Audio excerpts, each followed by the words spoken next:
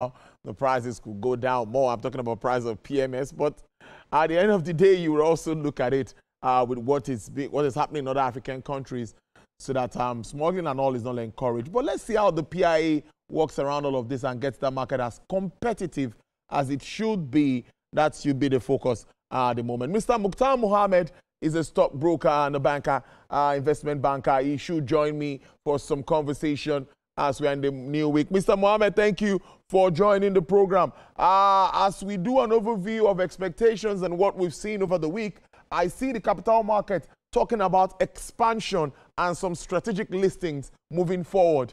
Tell us about this. Yeah, Tolu, thank you. Barika de Salah. I wish you the same. I think it's good for the capital market. You see those big listings. You know, I've said it on your program before now that will be a game changer. Dangote Refinery, NNPC. Now we are not even talking about Dangote Refinery. Now we're talking about Dangote Petrochemical and then NNPC. But again, like you know, NNPC, I think that is in the cooler now. We are not expecting to hear anything from NNPC anytime soon about their listing. But again, for Dangote Petrochemical, it will be good. It will be nice for the market.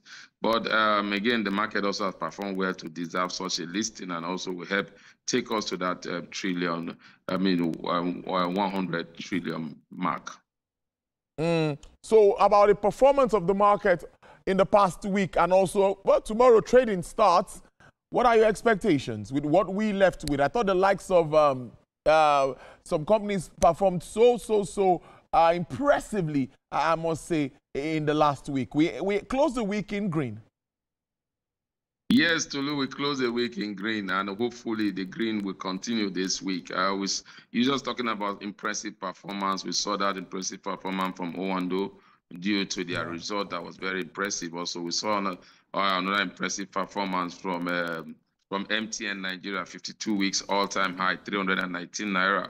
We saw Zenith Bank also. We saw GTCO. We saw even Fidelity Bank. We saw Access Banks, the financial sector, and we saw Dangote Cement also. We saw big movement in 3 sectors of the market this week. We saw that in the financial services sector. We saw it in the communication sector, MTN, and then we also saw it in the consumer goods sector. Those 3 sectors pulled the market to where it is today. Hopefully, we will see some more of activities from those sectors in the coming weeks. But you also don't forget that the banking sector was largely driven by those investment and volume movement in terms of foreign interest in Fidelity Bank.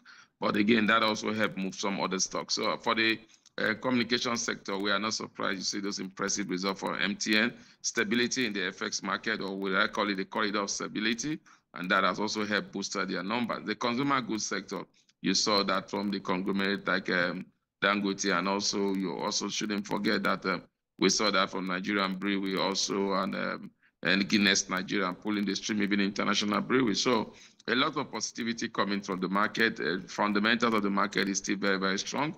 I keep saying that one policy that, if there's any government policy that has helped the market to where it is today, is the present administration policy. It seems to be the only economic policy that hits the market, they hit the ground running in the stock market. However, that one, they're taking a little bit of time for us to begin to see the result manifestation. But for the capital market, we saw those removal of subsidy, floating of the naira, having huge impact on the market. Last year, the market finished at 37%.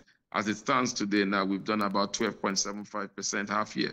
And there's still a lot of optimism going forward. So definitely, the coming week, we might see profit taking.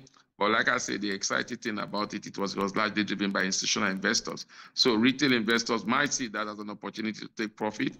You could see the slowdown. But if these institutional investors are still much interested, then the bullish run will continue this week. I must thank you so much, investment banker and stockbroker, Mr. Mukhtar Mohammed. Thank you for your time, as always, on the program. Thank you for having me. All right, then, that's our package for you today. Thank you so much for being a part of it. I'll see you tomorrow, same time, where we'll be talking more business. Stay safe and make the cash.